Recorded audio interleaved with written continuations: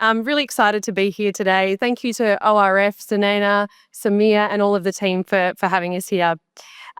This should be a pretty interesting panel. I think we can all agree, judging by that little participation exercise, that artificial intelligence is touching every part of our lives and really is sweeping the world. I think it's hard to get through a conversation in business or government without talking about artificial intelligence these days.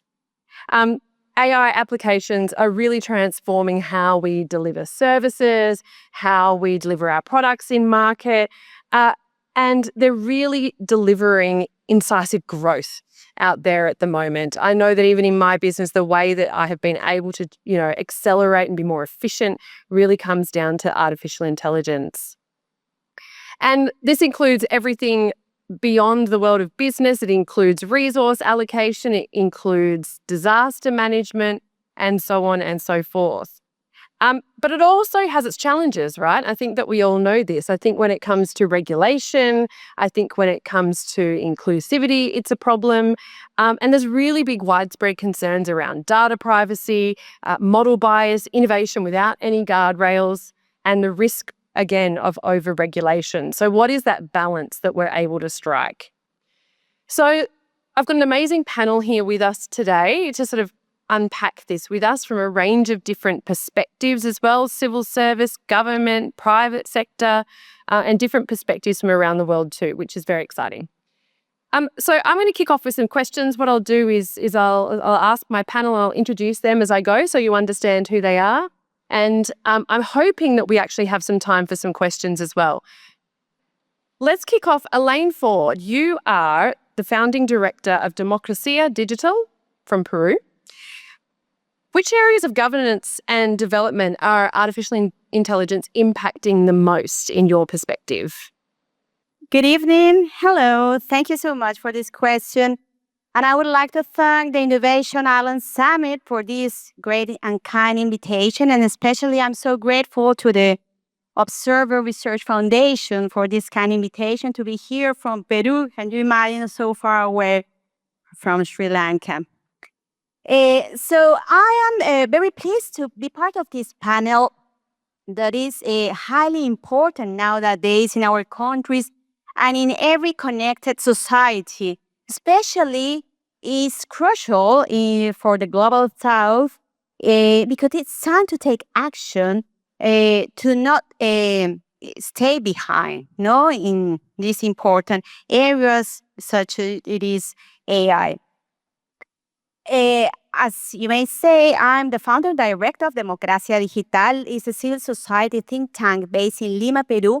And our main mission is to promote the responsible use of internet, new technologies, and emerging technologies in Peru and in Hispanic-speaking countries in Latin America and the Caribbean. So we have designed multiple lines of action through all over our region. And also, we create awareness about the risks that appears in this digital era that can affect our democracy and our social cohesion. And from that perspective, my intervention here would be from the civil society, try to make the relation between government, between civil society and the public sphere, and especially, of course, the citizenship, Responding your question, we must say that, of course, AI is a great tool that is across to various sectors. But also we have noticed that there are several risks, and we must weigh all that good benefits and the risks in our democracy and in our governments and in our citizenship to identify the red flags and to be alert from those special situations that could be warning. When I talk about the benefits and the good side that AI can give us to governance and our democracies, we must say that with AI tools, we can build more trust. How? We can build more trust by foster greater transparency, more accountability, more access to public information, more open data platforms. We can drive more co-creation process, collaboration between citizens and governments. We can promote more e-participation about these AI tools. We can strengthen e-deliberation. We can have more civic control through these all platforms have been created. We can create more content to enrich our information society in the whole world. And we can use big data to provide better, safer, and more reliable services. We can predict trends in the face of catastrophes, crisis situations, and we can monitor public spending and infrastructure projects. We can facilitate decentralization that is a main problem in our countries in Latin America and, of course, in the global south. So the benefits are huge. We can promote more efficiency in our public administration that is part of the process of digital transformation that our countries are facing on. And of course, we have a huge opportunity to give value to our identities, our diversity, and culture of our countries in the global south. But also, there are several risks that we have, of course, identified in this public area about the effect, the impact in democracy and citizenships. And one of the main concerns nowadays in the whole world is related to the information integrity. You may say, what does that mean? It means that AI tools could increase misinformation, fake news, false narratives, conspiracy theories, and now with more sophisticated techniques such as the use of deep fakes, chip fakes, audio fakes, the use of algorithms, bots, avatars, automated chatbots, and other political manipulation. And this nowadays is very worrying. It's a really aspect that we should worry about, because nowadays we've heard about the decision of the big techs to eliminate the procedures of fact-checking that they used to have in the social media. So nowadays, misinformation with the use of AI could be more concerning about and could give us more problems. Other kind of risks that we find in our governments and in democracy with the use of AI could be related to the increase of political polarization and hyperpolarization, the collection of the use of personal data with other purposes, and the use of algorithms for specific objectives affecting the people's privacy. We see also the increase of hate speech, the incitement to violence and insurrection. We see also more sophisticated practices to breach cybersecurity. We see more surveillance, control, espionage, and of course, more biases. And that's a great problem also that could leave the global south behind with our culture and diversity. So those are the things that we see nowadays with the good things and the bad things of the use of AI. We must be alert of them, and we must try to reduce the impact and to try to create awareness for people know about and learn how to use it in the best way. As risks are minimized, this will give the opportunities to maximize all the benefits I already mentioned, to create good and detailed practices. For example, for you to know, yes, to finish my intervention, from Democracia Digital in Peru, we have different lines of action, and we have identified more than 1,000 good practices with the use of technology and the use of AI. And all these good practices are consolidated in our 2 observatories, one at the national level in Peru and one for Hispanic countries in Latin America. There are more than 1,000 good practices using technology for the people to make good, tech for good. So I invite you to see all this good work, and we share some documents for you to know more about Democracia Digital in Peru, and I invite you to look more and visit our website. Thank you. Thanks very much, Elaine. And I think that sets us up really nicely with a nice list of what's good about it and a list of what's really, really bad about it at the moment. So let's unpack that a little bit further, take a very long flight from Peru all the way over to Mauritius, and introduce former Honourable Minister for Information Technology, Communication and Innovation, Deepak Algoban. What are you observing in Mauritius in terms of AI governance? Thank you, Erin. And, artificial intelligence is bringing a revolution in governance in various ways. For example, by enhancing decision-making process, it's very important in government, streamlining administrative processes so that the public can benefit from a fast-track admin processes. And of course, all these would bring in improving service delivery. And there are myriads of areas where AI is making a significant impact. In my opinion, there are three, I would put three main areas, but there are lots of them. First is the public administration and citizen services. Many governments around the world now, they are adopting AI chatbots. We used to see chatbots for private companies, for banks, but now many governments are into AI chatbot because it gives the citizen a faster response, inquiries, service requests, for example, applying for your passport. You take a look at Singapore, for example, they have ArcGemmy. In my tenure as a minister, we had developed Maya in Mauritius Artificial Intelligence Assistant. So these chatbots help the public, the citizens, to get faster queries and responses. Next, automated documents and e-government. We take a look, for example, in Baltic nations. Take a look at Estonia.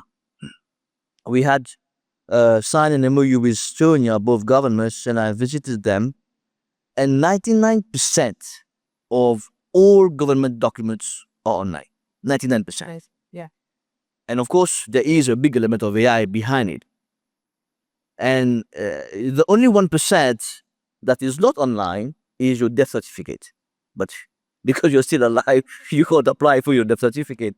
So could you imagine how far AI can help government in terms of automated documents and so on, and especially fraud detection. AI in public administration can help to track corruption, and in many examples we have in Brazil, for example, they are one of the early adopters in Latin America to be able to adopt AI in terms of in the finance sector to be able to detect fraud. Number two is law enforcement and justice. It's very important because you could use AI in government to predictive policing. If you take a look at in China, they have launched an AI judge. And then that's something nobody could imagine one day, that you could have justice, you could have gone to court, and AI is judging your case.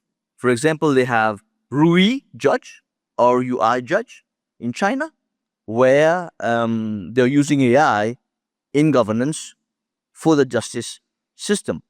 Law enforcement in terms of cybersecurity, for example, AI is very helpful to detect cyber threats and prevent data breaches, and all these elements of AI help in governance. And third, which is also very important, is policy and decision making. You know, today in all governments around the world, especially after COVID, data-driven policies helps in governance to be able to plan for the future. It helps in budgeting, helps in forecasting, in social trend analysis, in crisis management, for example.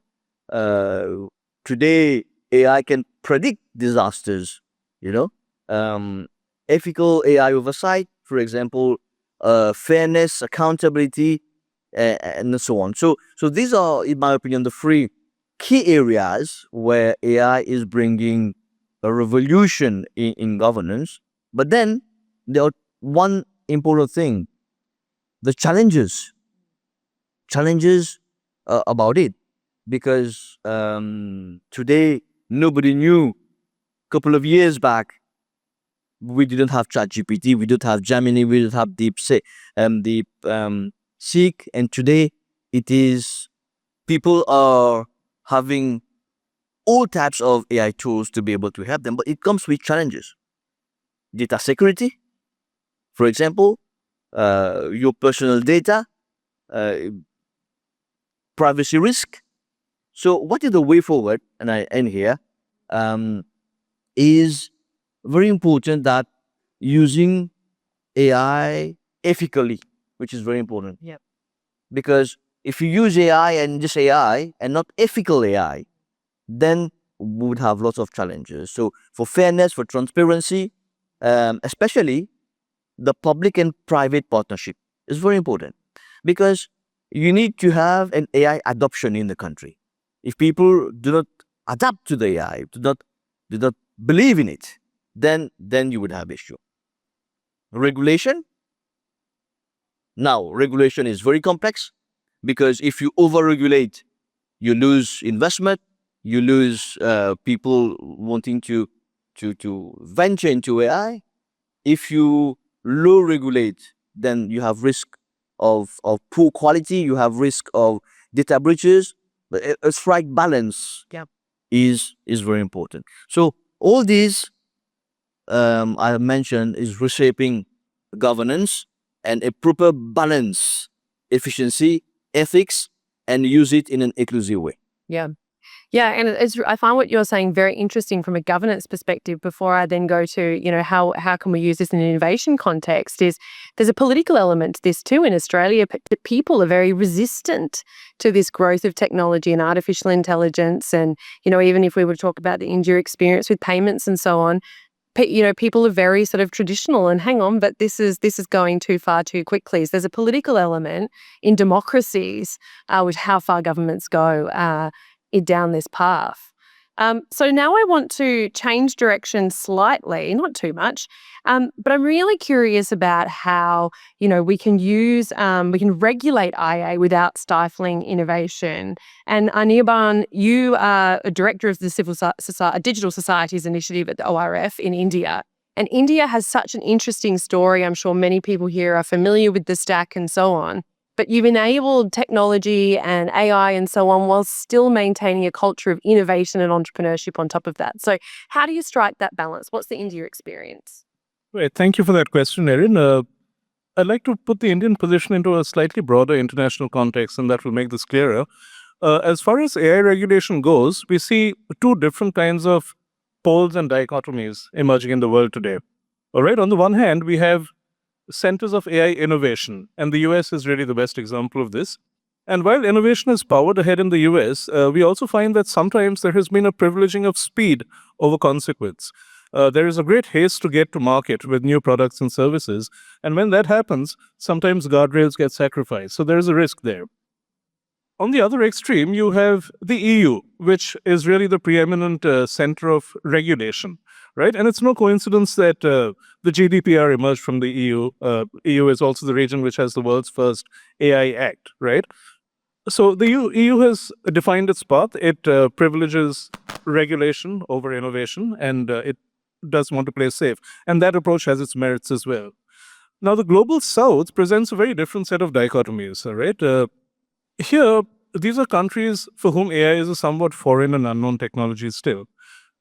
They're not entirely sure how to treat it. So there is, on the one hand, a tendency to overregulate in some cases. And in other cases, in other nations of the global south, there is a tendency to defer the entire idea of regulation and sort of turn a blind eye to emerging technologies in general, right? Now, these are four different poles, and it becomes very important to find a middle path, to strike a balance between these four extremes. And really, this is where the Indian approach comes in and could make a difference in the years ahead. Now, we don't have an AI law in India yet, but we do have a large number of policy documents, advisories, a national strategy for AI. And from all of this, a clear sense emerges of the direction that we have chosen to take. And that direction is that we want frameworks that allow innovation to flourish, but while controlling harms to society, right? And India is very big on the idea of ethical and responsible AI. So, a number of our policies talk about building trusted AI ecosystems, for example, and the whole idea of responsible AI adoption. Our national strategy for AI says that the government needs to be a strong facilitator, an active promoter, and in some cases, even an owner of AI systems. And in all these cases, guardrails and ethical frameworks need to be put in place. So that is a point that our government keeps reiterating.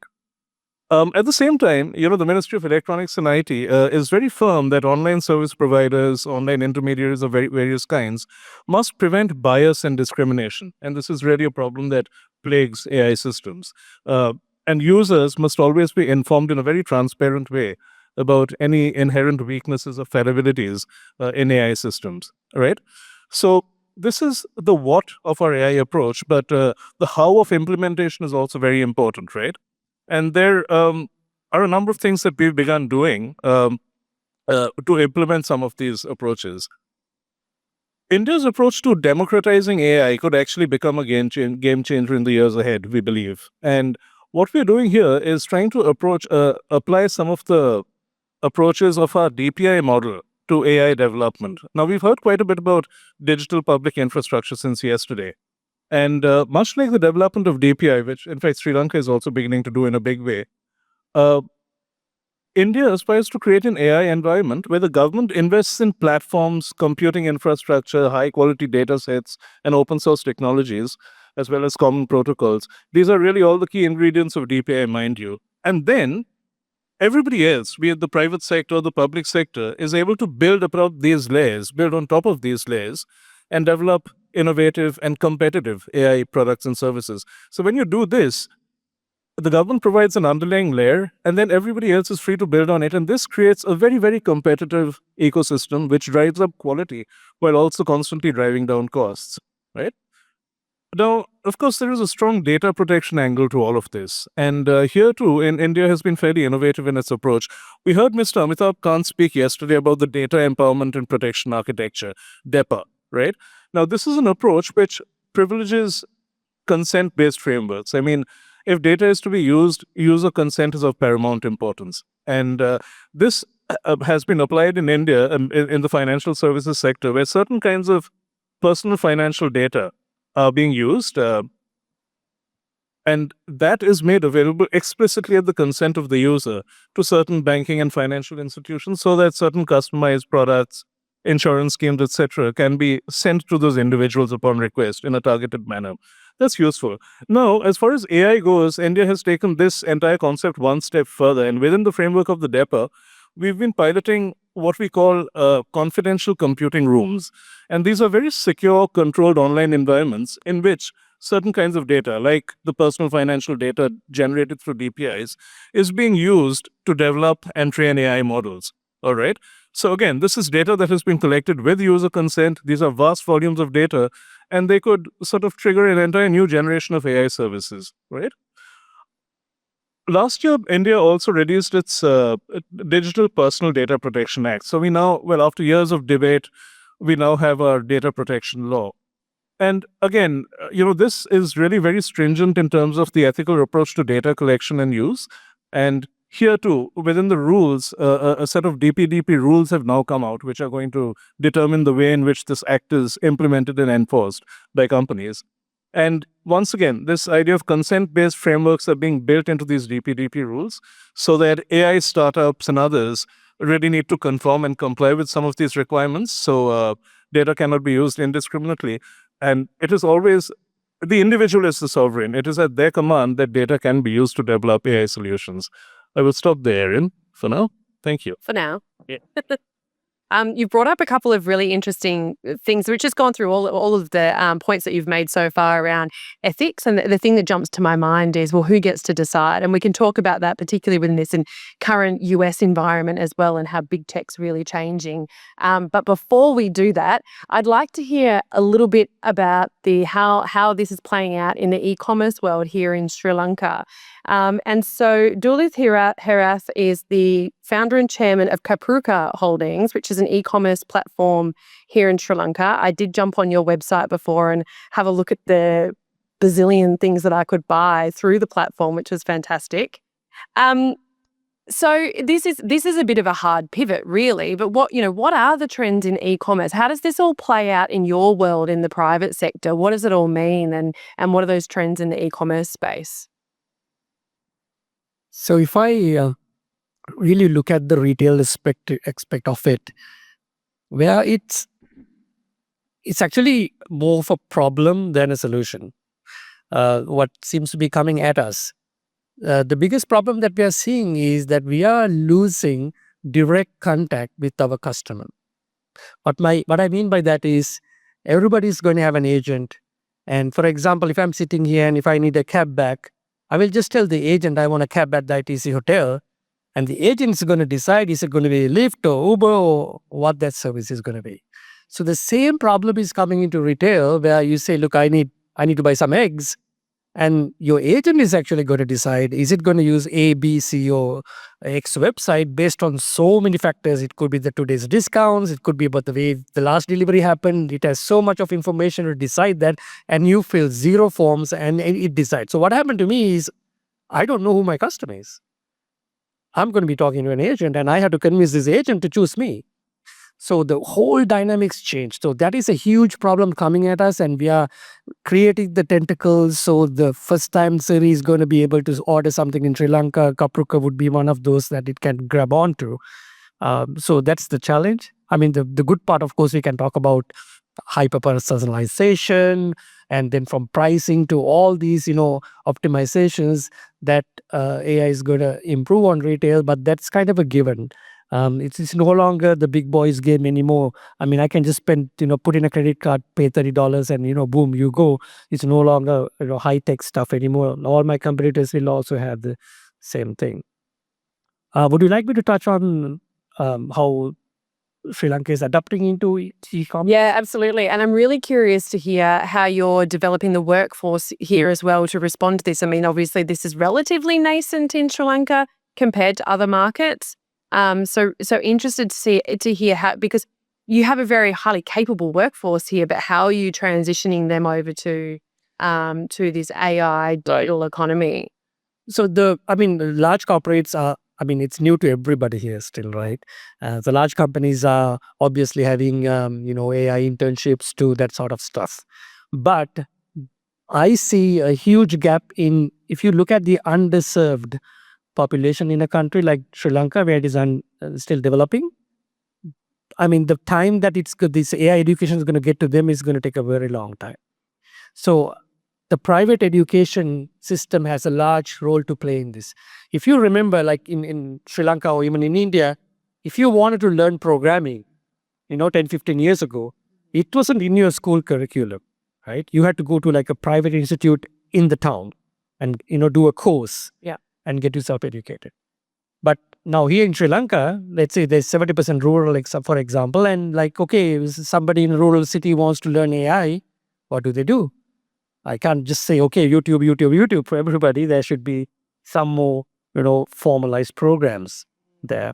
So there's a huge part that the private institutes needs to do in AI education that plays a very pivotal role. And I think what's interesting from the skill development perspective, there with some research that we did in Australia maybe 2 years ago now, was around developers and looking at some of these key issues you're talking around with ethics and bias. And people who are developing, they're not thinking about, is this building in some sort of, gender bias or racial bias or other kind of bias. It's just not at the forefront of their minds in a way that a regulator is thinking about some of those issues. So let's perhaps go back to that before we go to the floor for question and answers. We are going to do that in this session. So if you've got some questions, perhaps put your hand up in a few moments and there will be some roving mics come around. But I'm really curious about this point around who gets to decide, because we've seen this kind of, particularly around like diversity and inclusion, this sort of clawback from DEI programs in the US. We've got a really different environment under Trump. I think I did a Freudian slip there and said difficult instead of different environment under Trump. But what does that mean from an regulating ethics, and who gets to decide what is ethical and what's not ethical when it comes to artificial intelligence development? I don't know if either, I'm pointing at any of you for this question, but who's the arbiter of what's ethical in AI? Thank you, Ellen. I just want to mention something that is very important nowadays, and I think it's very relevant to take in account, is that exactly as you mentioned, Ellen, the environment, the landscape nowadays is completely different. And I'm looking from the point of view of misinformation, mis and disinformation, okay? And that, of course, involves ethics and biases and all of this. Because nowadays, AI tools are more democratized, more people use them. And there are more techniques, new techniques, more sophisticated to produce more mis and disinformation online. But at the same time, as I mentioned, big tech have decided, not all, but some of them have decided to eliminate those procedures of fact-checking that they used to have since the pandemic. You remember how mis and disinformation was really a huge problem for all our governments and society, and caused a lot of problems to society. So nowadays, if we don't have those mechanisms to make fact-checking, it's really a problem, because how with the new sophisticated tools as AI, we will have a higher number of mis and disinformation. And that's with one hand. And by the other hand, you've heard about the new decisions to put in pause some international cooperation for NGOs around the world that most of them, not most of them, but some of them make this kind of work of fact-checking and work with all about integrity information integrity.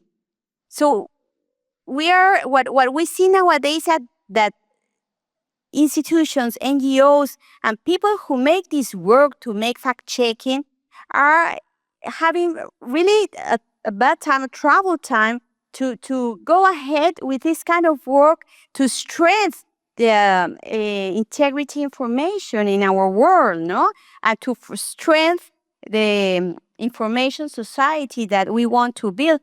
So it's really a hard time, and we must see how to face it in the best way.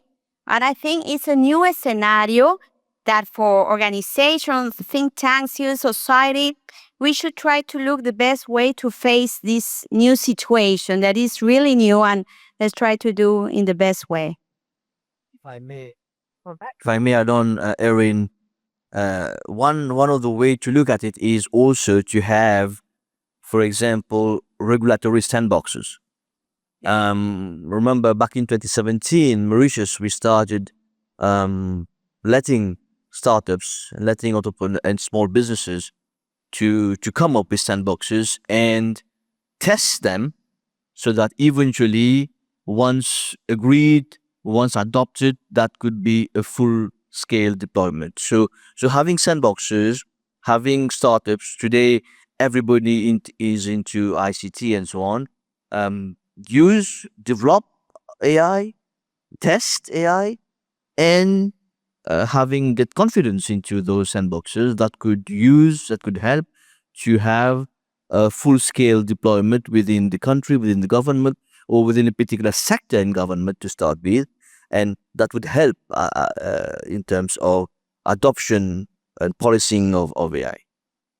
Yeah. And that sort of, it has to have this private sector involvement in these processes as well with these sandboxes and so on, because, you know, you regulate, and then, you know, in a country like Australia, there's a lot of red tape around processes and so on. And the private sector's like, and if you bring in new regulations around these things, it does make it really hard. I mean, how do you, from a private sector approach, how do you see regulation development, and how should it happen, and what's the best way to work with the private sector from a regulatory standpoint? Yeah, so I mean, when it comes to AI, of course, it's really borderless, the whole thing, right? So it's very hard to localize it. But I really like how, for example, EU's AI policy and the AI Act is very interesting. How they prioritized it by risk levels when they adapted something. So, like, you are not going to apply AI on healthcare, but you might apply on transportation. Yeah. So, going that kind of a matrix, and that should be the best way. I feel it is more compatible. Did you have a response from the Indian perspective?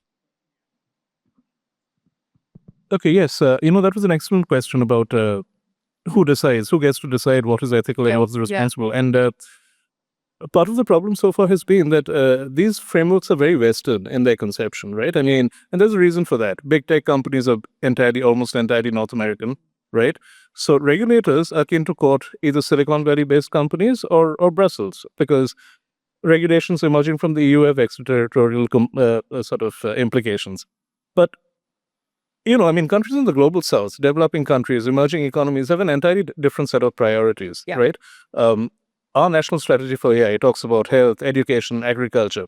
This is very different from the US, which would prioritize AI in defense. That's where their biggest AI budgets go, right? So there certainly needs to be much greater skin in the game as far as developing countries go to decide what is responsible and ethical. Yeah. Yeah, it's a really good point. We see this in Australia around critical technologies as well. So autonomous systems and so on. This is the big conversation around where AI is going. Having said that, from a different perspective, India has leapfrogged in a way what countries like Australia have been able to do around things like payment system, digital ID, data storage. Sri Lanka will have the same opportunity as well to do that leapfrogging in the way that, we have these very archaic systems that were regulated in the 1990s that have just been additive along the way. So yes, on one hand, it's defense, it's, like I said, autonomous systems and so on, drones, all these kinds of things where the government might be thinking about and ironically driving investment into them. But it's the other pieces that I find we have a lot to learn from Global South on what you've done to bring everybody onto that digital sort of, and this goes beyond AI, but AI is a big part of it as well. We have a few minutes for questions, so we'll probably take 2, I think. Did anybody in the audience have a question? Please, there's one straight down the back with a hand up. I can see you there. There is a microphone coming towards you now. If you could just say your name, where you're from, what your question is and who it's for, that would be great. Hello, my name is Faris Hadrovic. I come from Bosnia and Herzegovina. You mentioned a few very important points, and the question is to the panel as a whole regarding regulation. And in particular, large language models, not to go into further AI models. Just yesterday, I used ChatGPT for 2 different purposes, and both were to cross-check a headline that I saw on social media, and I posted it into ChatGPT, and it told me that it can't, because it obviously thought it was a sensitive topic, it can't provide me with a reading of it. And then I posted an image of the former minister for tourism in India, of his book, and it gave me a full read down and an explanation. And then I was intrigued, and I went on into the other prompt, and the AI was lying. I caught it lying. I have the whole transcript. It was also trying to sidestep the issue. And it was very, very clever. It was becoming very clever in how it's sidestepping the issue and diverting to something else. And then when it was caught, it started just giving me statements from the website, very general. Now, in terms of regulation, I understand we're talking about general regulation, but how do we ensure that AI systems, which we're becoming increasingly reliant upon, ensure that we have truth in them. That's the basic paradigm of operating AI systems, because they're becoming so clever in shifting you to something else. They're obviously being trained and are being trained further. And it goes back to also that one speaker said yesterday, was that if you do not develop your own AI systems and ensure that your language, culture, history is preserved, otherwise it won't in the future. So how do we tackle these potential issues? And this is private sector developed AI system. Well, to add on to that question that you've just asked, at what point is the AI responsible for the answers that it's giving you? Whereas if a person gave you that advice in a professional context, you could probably sue them. Does anyone want to answer that question? I mean, that is a classic example of hallucination. That is a built-in feature of AI. So AI is known to hallucinate all the time, and it'll give you an answer and you'll be like, are you sure it's not the B answer? It'll like, oh yeah, right, it is B. So it does this all the time, and as LLMs and as the number of parameters are improving, it is only going to get better. So if you go back 2 years, it was much, much worse, and it's getting better and better at it. But now like for example, Grok 3 and the latest models that are out there, it'll show you the reasoning. So when you ask it a question, it'll show you a whole 5 paragraphs of why it is arriving at this answer step by step. So the logic is there. The logic, why I'm thinking like this. And then we can actually read through it and say, oh, you got it wrong here. Or maybe I don't agree with that part. So that's probably the solution we're looking for. Yeah. All right. Thank you very much. Unfortunately, we don't have a time for a second question because we do need to prepare for our next session. The Honourable Prime Minister is now here. But I want to thank all of our panellists here for your very different perspectives today. This is an ongoing conversation. I hope that we get to continue having it here in Sri Lanka as well into the future as well. So thank you once again, and thanks ORF for having us here today.